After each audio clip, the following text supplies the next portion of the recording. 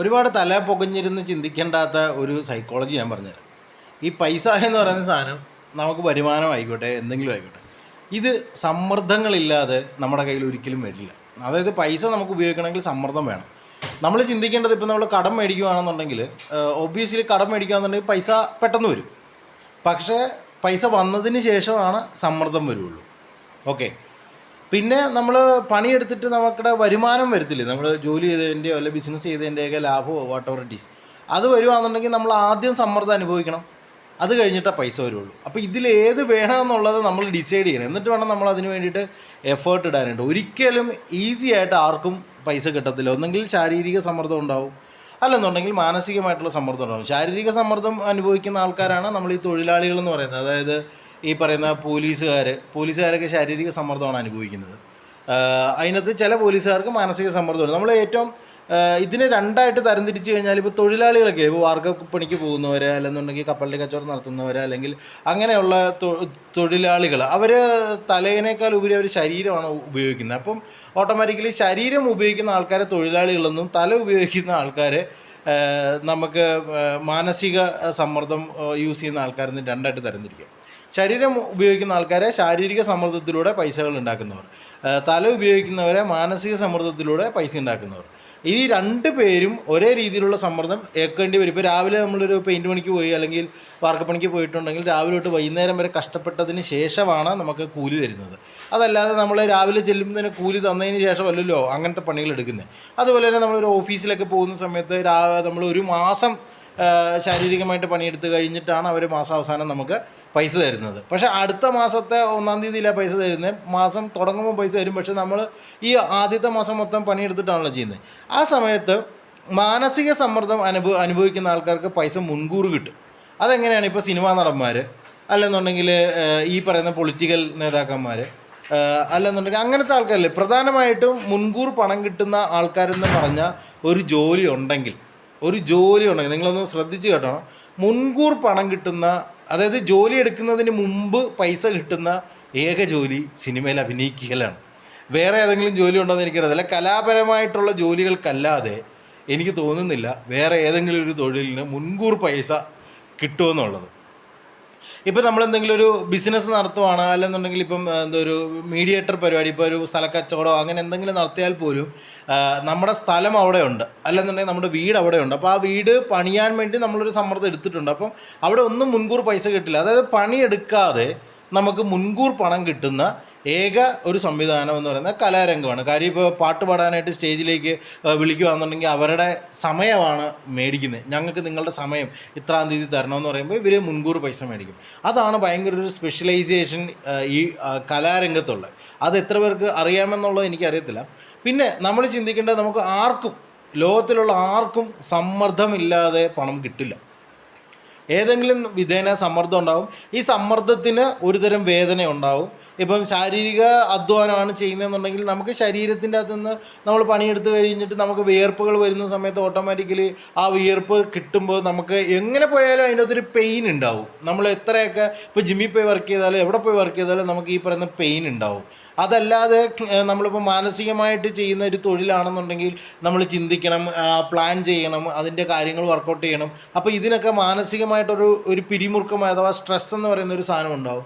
അപ്പോൾ ഈ സംഭവം എന്താണെങ്കിലും ഉണ്ടാവും. അപ്പോൾ നമ്മളിവിടെ ചിന്തിക്കേണ്ട എന്നാന്ന് വെച്ചിട്ടുണ്ടെങ്കിൽ, ഈ മാനസികമായിട്ട് പിരിമുറുക്കമുള്ളവരെയും ശാരീരികമായിട്ട് പിരിമുറുക്കമുള്ളവരെയും റിലാക്സ് ചെയ്യുന്ന ഏക പരിപാടി റിലാക്സേഷൻ, അതായത് സമാധാനപരമായിട്ടോ അല്ലെങ്കിൽ മാനസികമായിട്ടൊരു സുഖം കിട്ടുകയോ ശാരീരികമായിട്ടൊരു സുഖം കിട്ടുകയോ ചെയ്യുന്ന ഒരു പരിപാടിയാണ് ഈ പറയുന്ന പോലെ കലാപരിപാടി എന്ന് പറയുന്നത്.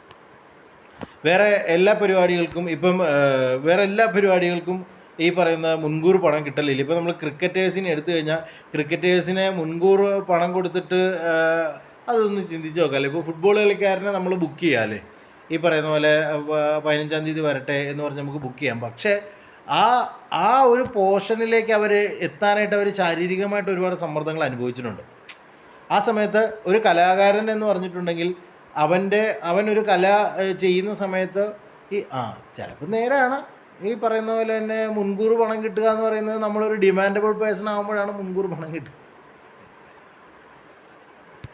ഞാൻ ചുമ്മാ പറഞ്ഞ കേട്ടോ. നമ്മളെല്ലാ പരിപാടിയും സമ്മർദ്ദം ഇല്ലാതെ ഒന്നും കിട്ടത്തൊന്നുമില്ല. മുൻകൂർ പണം കിട്ടുന്നതാണ് കലാരംഗത്തിലെ അത്ഭുതം എന്ന് പറഞ്ഞു കഴിഞ്ഞാൽ.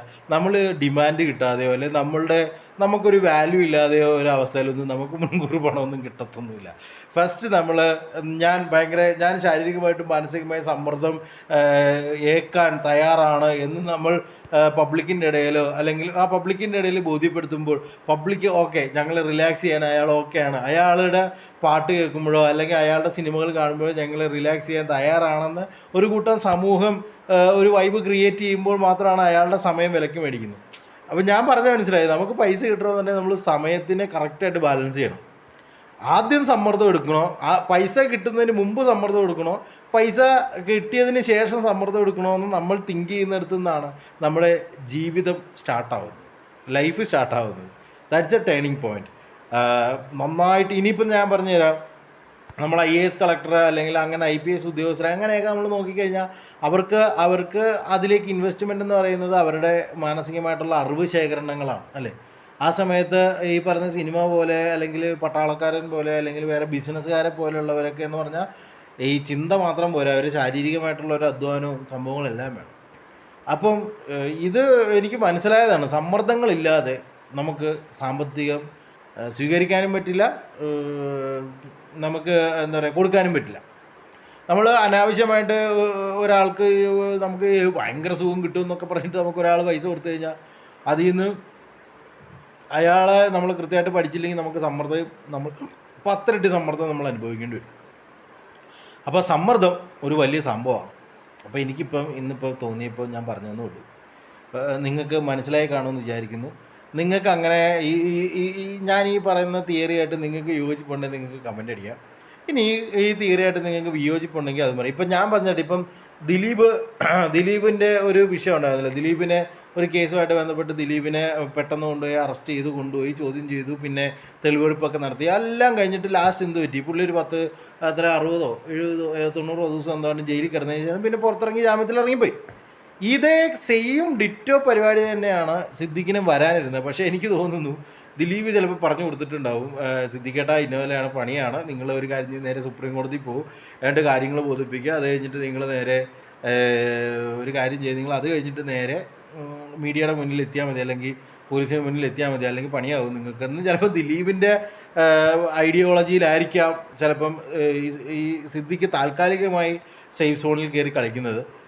ഇനിയിപ്പോൾ പിന്നീട് ഇതിൻ്റെ തെളിവുകളും കാര്യങ്ങളും എല്ലാം വന്ന് ആ പുള്ളി പ്രതിയാണ് എന്ന് മനസ്സിലാകുന്നത് വരെ ഈ പറയുന്ന സമ്മർദ്ദങ്ങൾ പുള്ളിക്ക് താങ്ങേണ്ട ആവശ്യമില്ല. മനസ്സിലായി?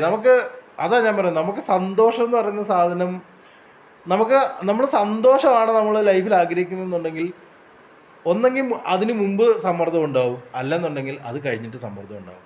അപ്പോൾ സുഖം, സന്തോഷം, സമാധാനം, ഈ 3 കാര്യങ്ങൾ നമുക്ക് തരുന്ന ആൾക്കാരെ മാത്രമേ നമ്മളെപ്പോഴും നമ്മൾ കൂടെ കൊണ്ടുനടക്കാവുള്ളൂ. അതല്ലാതെ നമ്മൾ സമ്മർദ്ദങ്ങൾ ഏൽക്കാൻ നമ്മൾ തയ്യാറാണ്, കാര്യം മനുഷ്യനാണ്, സമ്മർദ്ദങ്ങൾ ഏൽക്കണം. പക്ഷേ സമ്മർദ്ദത്തിൻ്റെ റിസൾട്ട് ഹാപ്പിനെസ് ആയിരിക്കണം. അതായത് നമ്മൾ സമ്മർദ്ദം ഭയങ്കരമായിട്ട് ഏറ്റു, പക്ഷേ റിസൾട്ടിൻ്റെ അകത്ത് ഹാപ്പിനെസ് വരുന്നില്ല എന്നുണ്ടെങ്കിൽ അങ്ങനെയുള്ള ആൾക്കാരെ നമ്മൾ ഒരിക്കലും കൂടെ കൂട്ടുകയോ അല്ലെങ്കിൽ നമ്മൾ അതുമായിട്ട് ബന്ധപ്പെട്ടിട്ട് ഉള്ള കാര്യങ്ങൾ ചെയ്യുകയോ ചെയ്യരുത്. നമുക്ക് റിസൾട്ട് സന്തോഷം കിട്ടുകയാണെന്നുണ്ടെങ്കിൽ നമുക്കതിനുള്ള സമ്മർദ്ദങ്ങൾ എടുക്കാം, ശാരീരികമായിട്ടാണെങ്കിലും മാനസികമായിട്ടാണെങ്കിലും. റിസൾട്ട് നമ്മൾ ചിന്തിച്ച് നോക്കുമ്പം സങ്കടമാണ് വരാൻ പോകുന്നത് എന്നുണ്ടെങ്കിൽ ദയവ് ചെയ്ത് അങ്ങനെയുള്ള കാര്യങ്ങൾ അറ്റൻഡ് ചെയ്യാതിരിക്കുക. അതായിരിക്കും നമുക്ക് ഏറ്റവും എളുപ്പമുള്ള കാര്യം. ഇങ്ങനൊരു തിങ്കിങ് പ്രോസസ്സ് നമ്മൾ ഒന്ന് പ്രാക്ടീസ് ചെയ്ത് കഴിഞ്ഞാൽ നമ്മുടെ ലൈഫിൽ നമുക്ക് ഭയങ്കരമായിട്ട് ഒരു നല്ല ഡിസിഷൻസ് എടുക്കാൻ പറ്റും. നമുക്ക് പല സ്ഥലങ്ങളിൽ നോ പറയാൻ പറ്റും, പല സ്ഥലങ്ങളിൽ യെസ് പറയാൻ പറ്റും. അങ്ങനെ നോർമലി നമ്മളുടെ ക്യാരക്ടറൈസേഷനിലൊക്കെ ചേഞ്ചസ് കൊണ്ടുവരാൻ പറ്റും. ക്ലാരിറ്റി ഓഫ് തോട്ട് പ്രോസസ്സുകൾ ജനറേറ്റ് ചെയ്യാൻ പറ്റും. അങ്ങനെ ഒരുപാട് കാര്യങ്ങൾ നമുക്കതിൽ നിന്ന് ജനറേറ്റ് ചെയ്യാൻ പറ്റും. ഇത് എൻ്റെ ഒരു തിയറിയാണ് ഞാൻ പറഞ്ഞത്. ഇത് നിങ്ങൾക്ക് വർക്കൗട്ട് ആവുമോ ഇല്ലയോ എന്നുള്ളത് നിങ്ങൾ ഇതൊന്ന് ചിന്തിച്ച് നോക്കുമ്പോൾ പറയും. എന്നിട്ട് ചിന്തിച്ച് നോക്കിയിട്ട് വർക്കൗട്ട് ആവുകയാണെങ്കിൽ കമൻ്റ് അടിക്കും. Thank you.